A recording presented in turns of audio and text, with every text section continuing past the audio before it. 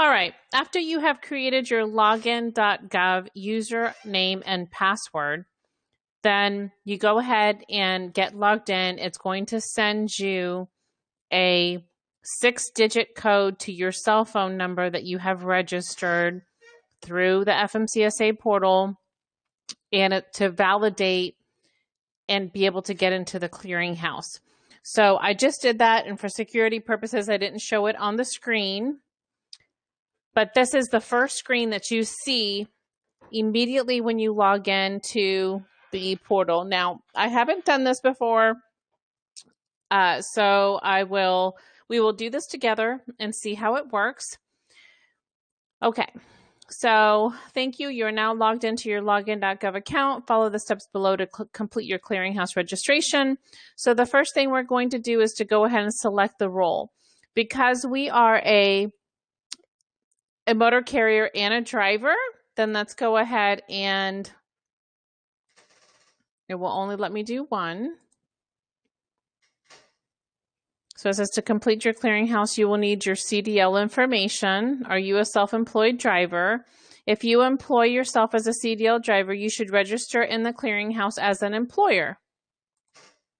When asked, you should indicate in your registration that you are an owner-operator. That is, an employer that employs himself or herself as a CDL driver, typically a single driver operation. Once you register as an employer, you will have the option to add your CDL information. So if you are an owner-operator, you are not a driver. For owner-operators that have drivers and just need to register a driver or a motor carrier that's a driver, then you would go here. If you are an owner-operator and you are the sole driver, you go to employer. Go ahead and hit next. And do you want to know to select your role? Do you already have an FMCSA portal account? Yes, I do. And we already set that up in part 1. So we should be good to go. We're going to go ahead now and re-enter the credentials from the FMCSA portal.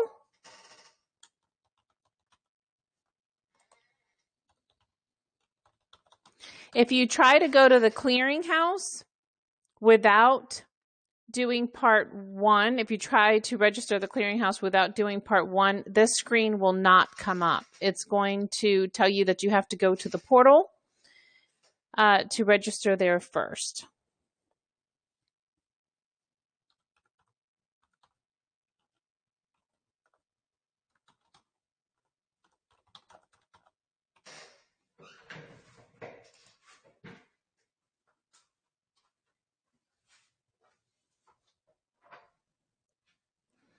So it pulls up the contact information, which I have blocked off here, the phone number and the email address, and an alternate email for the owner-operator. So we're just going to confirm this information is being pulled from the FMCSA portal.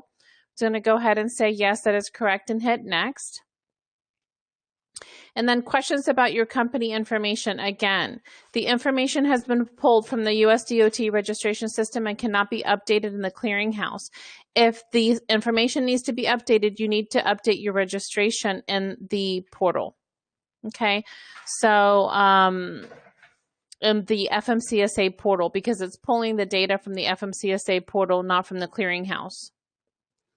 So here's the company information again, and the DOT number with the company email and the physical address, which again, I am removing for security purposes. And this is where it asks you if you're an owner-operator.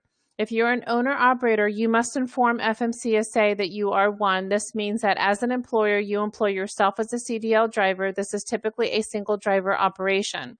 This is the case with all of our owner-operators that are part of our consortium that are the only driver. So you say, yes, I am the owner-operator.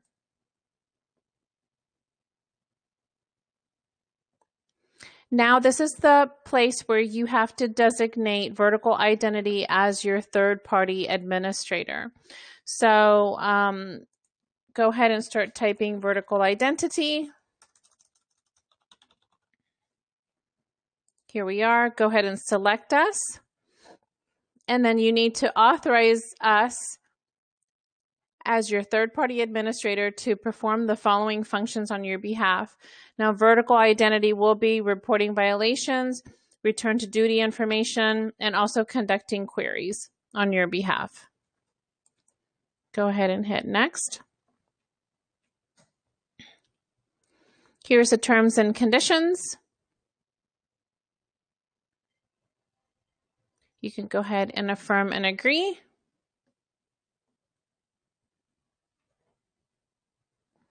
And you are complete. You are now registered as an owner-operator in the FMCSA Clearinghouse, and you have designated vertical identity as your third-party administrator to be able to administer your program. You can go view your dashboard. If you have an assistant, such as your wife or another assistant that will need to have access to the clearinghouse, you can designate them here and invite them to the clearinghouse. And then you will also need to purchase a query plan.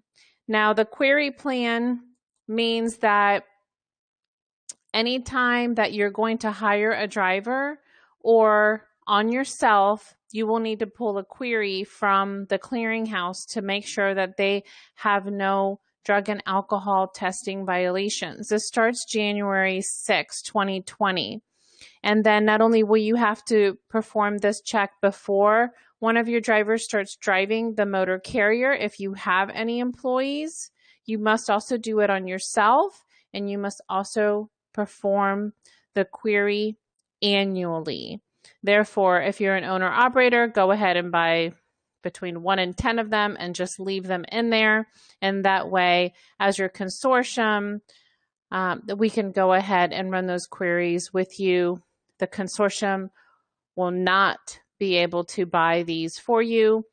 You are only, right now, the FMCSA is only allowing the motor carriers to purchase these plans for you. That is it. If you have any questions, please feel free to reach out to us. Here's the link to the clearinghouse, clearinghouse.fmcsa.dot.gov.